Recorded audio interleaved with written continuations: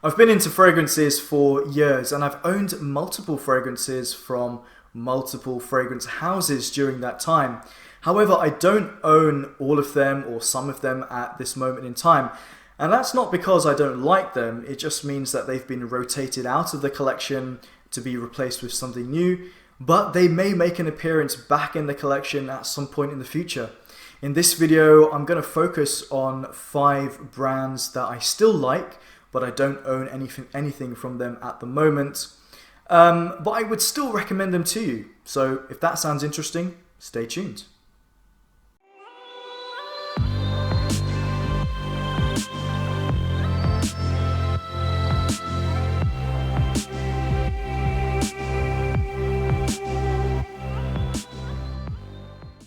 Hey, what's going on YouTube? Raj here. I hope all of you out there are doing well. So, I've got 5 fragrance houses that I'm going to speak about today. These are the fragrance houses that I've owned multiple fragrances from, or maybe the most from, but I don't own anything from them at the moment. Now, the reason, I got this idea for this video because I was looking through my Base Notes wardrobe. Base Notes is a website that allows you to keep track of fragrances that you own, maybe that you want to buy, or that you've owned in the past, or that you're sampling. It's pretty good, actually. I quite like keeping track of my fragrances that way. And I was looking over fragrances that I used to own, and there are so many there.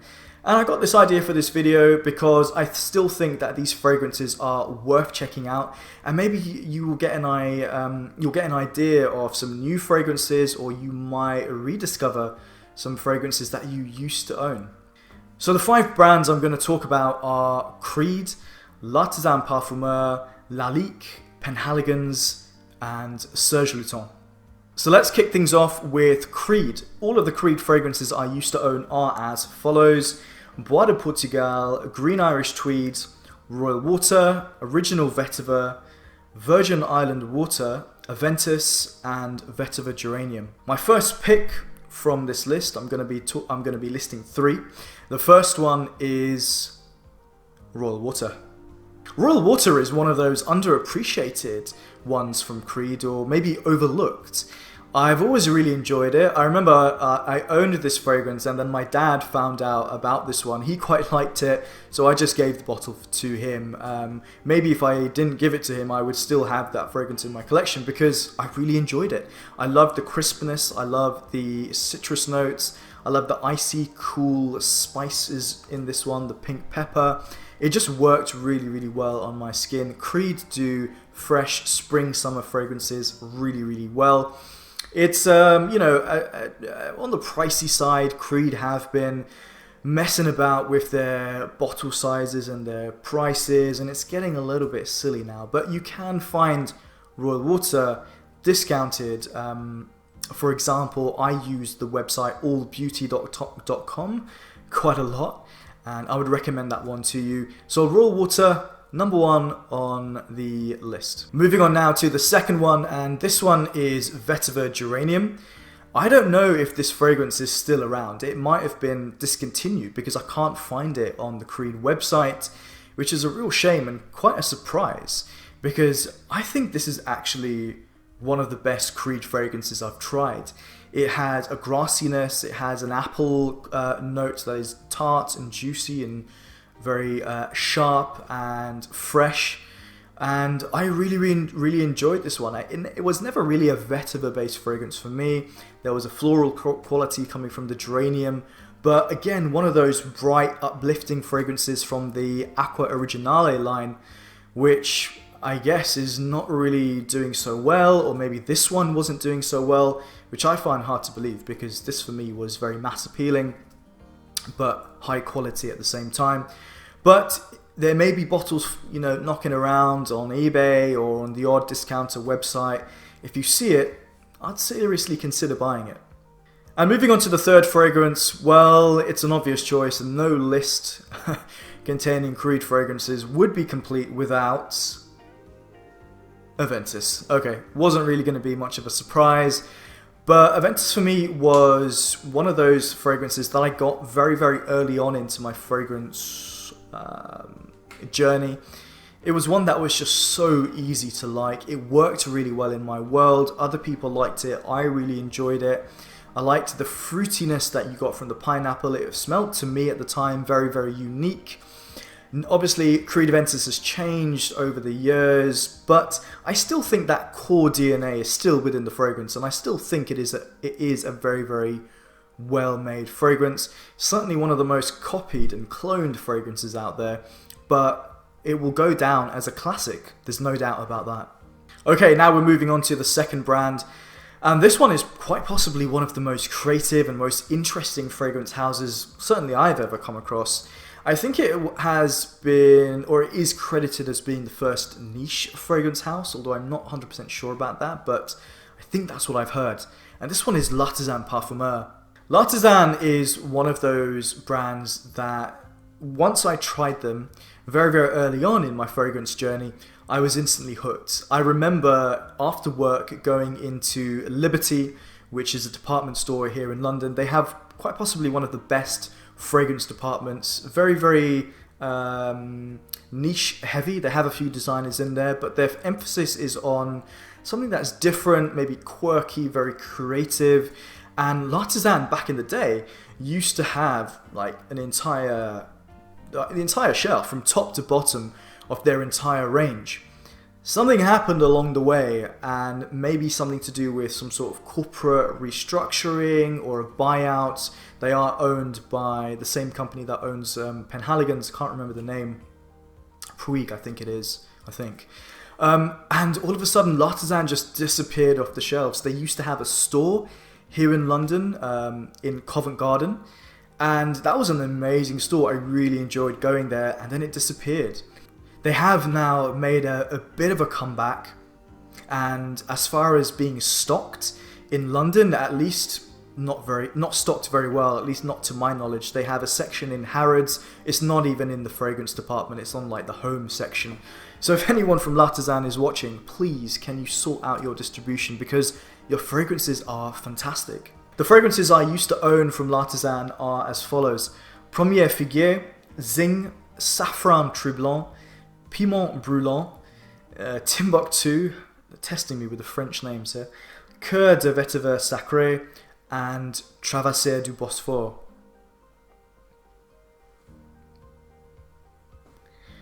My three picks are as follows. Number 1, Safran Troublant.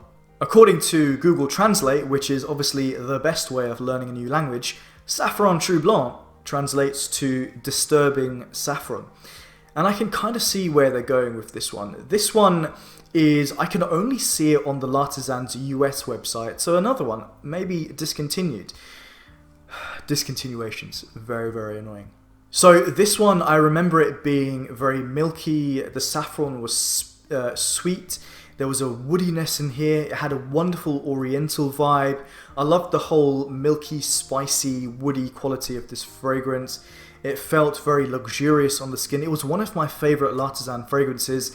I never reviewed it, and guys, I'm sorry. There have been many fragrances that I used to own and then I just moved them on, maybe a little bit too hastily. So yeah, I guess I do probably regret selling this one, to be honest.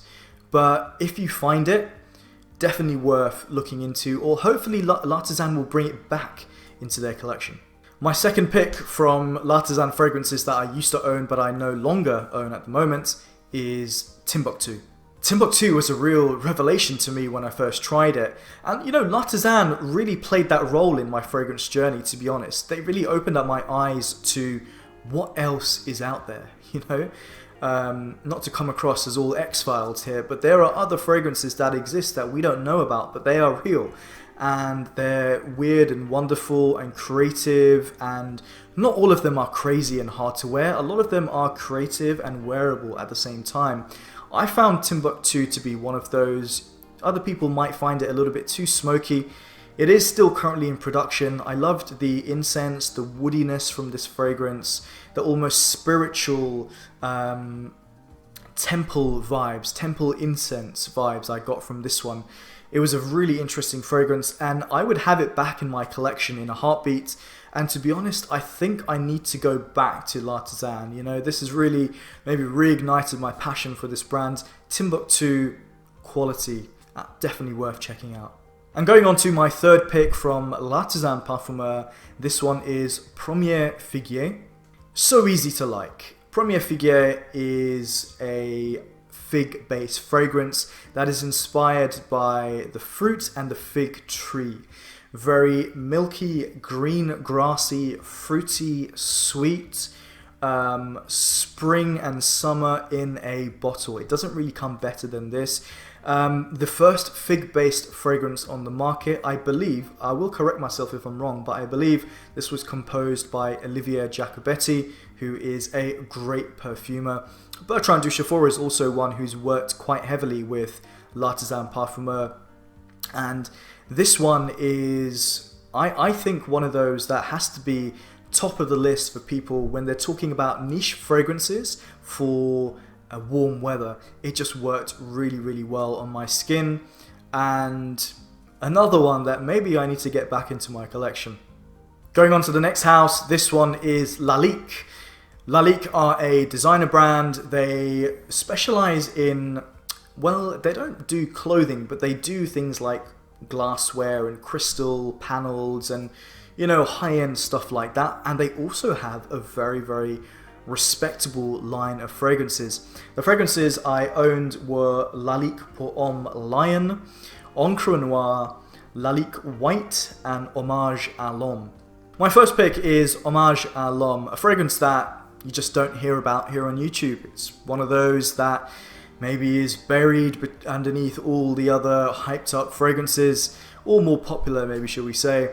But Hommage à l'Homme, I think, has great quality to it. It has a spicy, woody, fruity quality. Apparently there's oud in the base, but I never really picked up on it. I found it quite actually easy to wear, you know, it wasn't too crazy, and it was a really solid fragrance. Would I get this one back into my collection? I don't know if I wouldn't, probably not, because now that as the years have gone by, there are so many fragrances that I've tried, and even though I do rate it and I do think it's good, I want to try and keep my fragrance collection down to, you know, that 30 bottle mark, which is pretty much where I am at the moment. But you know what? This is affordable. This is good quality. The packaging is great, and I definitely recommend it. Moving on to the next one, and this one is Lalique pour Homme Lion. I didn't actually realize it had lion in the name. It certainly has it on the bottle, and it's a really beautiful bottle. This is super classy and really creative. So this fragrance has similarities to Bois de Portugal. It is fresh and is a little bit spicy. It is woody and oak mossy in the base. Quite a classy gentleman's fragrance, and I quite enjoyed wearing it. I don't think I maybe gave it a full chance. I was a little bit too eager to move fragrances in and out of my collection, because when you get into fragrances, it's very exciting. You just want to own like every fragrance that's ever made. But you know what?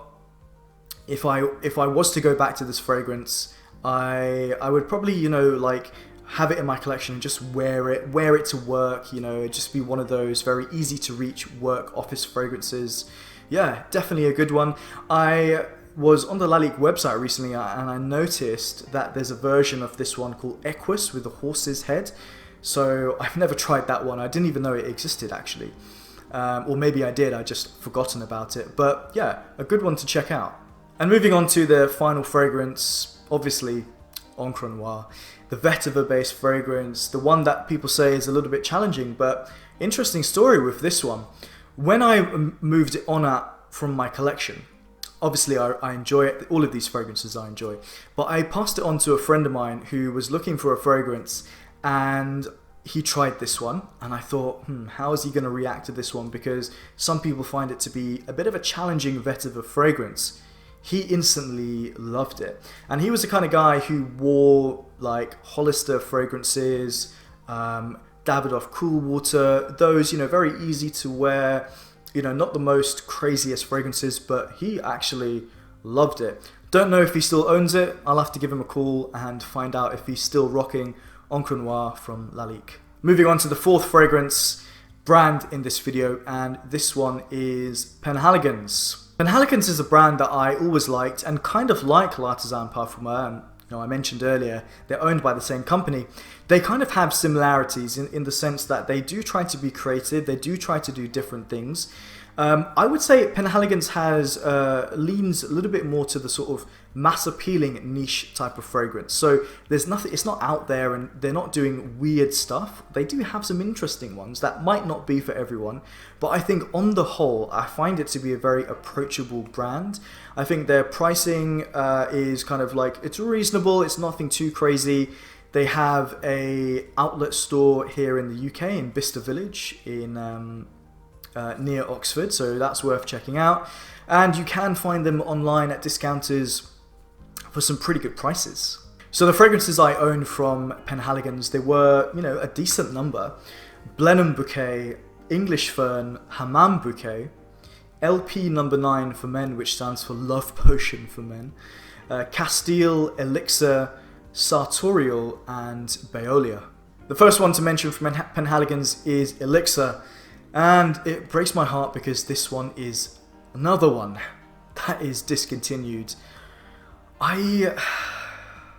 Yeah, basically. Well, they still do produce it in a candle, so I can still enjoy it in that form, but I really do miss this fragrance. I found it to be very intriguing. I found it to be a little bit spicy, floral. There was a sweet woody rose note in here. I believe there was a cinnamon note. Yeah, it was just so interesting and so well made. It wasn't anything too wild, so I'm wondering why it got discontinued.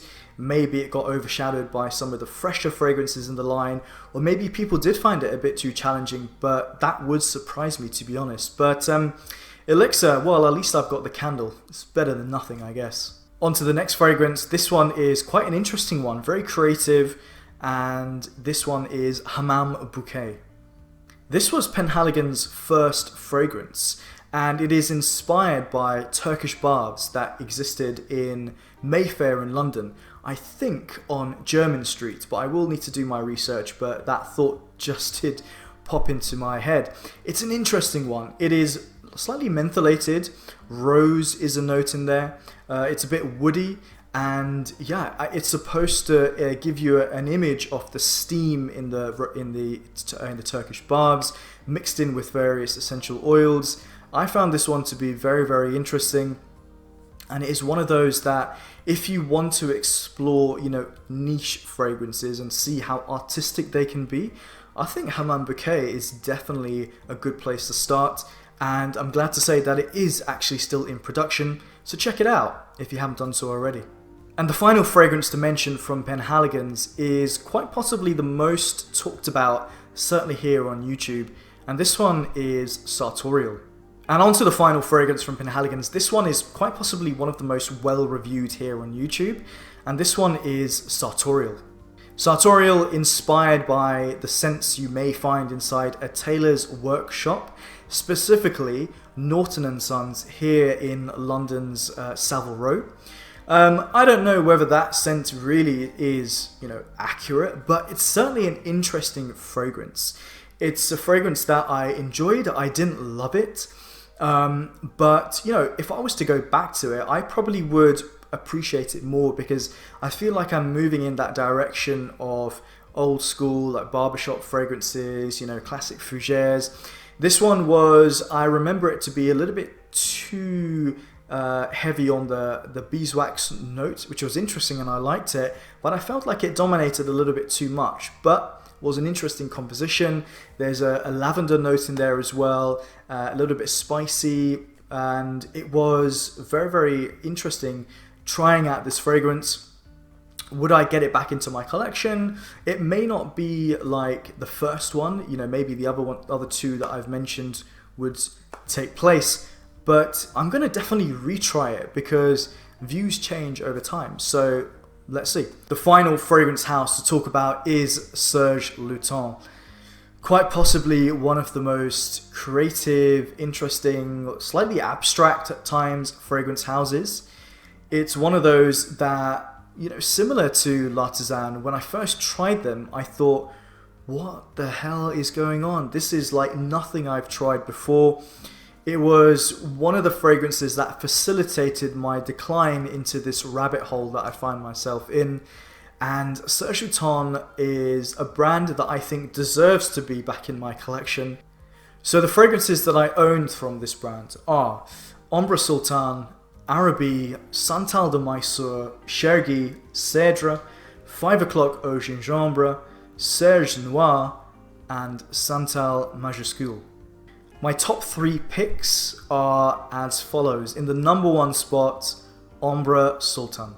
This was a fragrance that I mentioned in an old video that I did. I will leave the link in the I section, so click on the I and you'll see the link there to an old video called Top 10 Most Intense and Complex Fragrances. This one was in that list, and I was absolutely floored by Ambre Sultan. I loved the density of it, the thick resinous amber qualities, the spices in there, but overall it was still quite smooth, and I didn't find it to be, you know, I didn't find it to be an overwhelming experience. Ambre Sultan is so well made and goes down in history, you could say, as one of the best amber-based fragrances. If you are a fan of amber and you haven't tried Ambre Sultan, well, first of all, I would be very surprised because it's often mentioned as one of the best. But get to your nearest counter, your nearest Serge Lutens store, and try it out.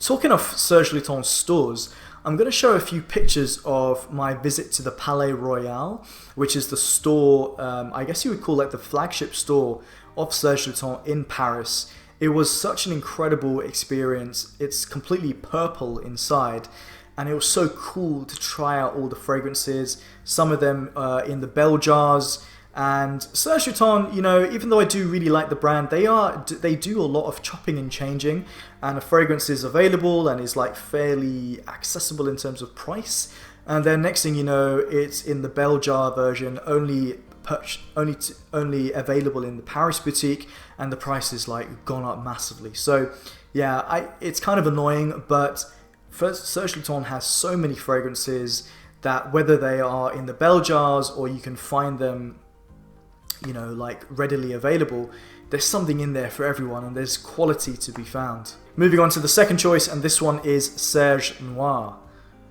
Serge Noire is definitely on the spicier side. It might not be the most easy to wear, but I still feel like there is a freshness to this fragrance, possibly coming from the incense note. And it's funny because I do find at times incense to be a fresh kind of scent. And there were other spices in here. You know, there's clove and cinnamon, a little bit resinous. Very interesting fragrance. Would it be a fragrance I would, you know, get back into my collection straight away? Well, maybe not, but I definitely appreciated it. It was one of my favorites from Serge Lutens, and I definitely recommend it. And the final fragrance from Serge Lutens, and the final fragrance to mention in this entire video, is Cedre. Cedre is one of those that has cedar in the name, but actually really it's more of a tuberose fragrance. It's a little bit spicy. The cedarwood is clean and very, very easy to appreciate, and it's quite it has a sweetness to it as well. I remember it was one that took me by surprise. I really enjoyed this fragrance, composed by Christopher Sheldrake, who has done, I believe, all of the fragrances for Serge Lutens. Very, very highly talented guy, and this fragrance is just one fragrance of many from Serge Lutens that are weird and wonderful and creative and very, very niche. So there you go, guys. What do you think of the list? Have you tried these fragrances? What are your thoughts on some of them? Maybe let me know some of the fragrances that you no longer own from certain brands that you still like, but maybe you would consider getting them back into your collection. It's always great interacting with you guys. And leave a comment down below. That would be good to hear from you. If you like this kind of content, I would really appreciate it if you could like and subscribe. It really helps out the channel. And guys, I'll see you on the next video. Thanks for watching. Take care. Bye.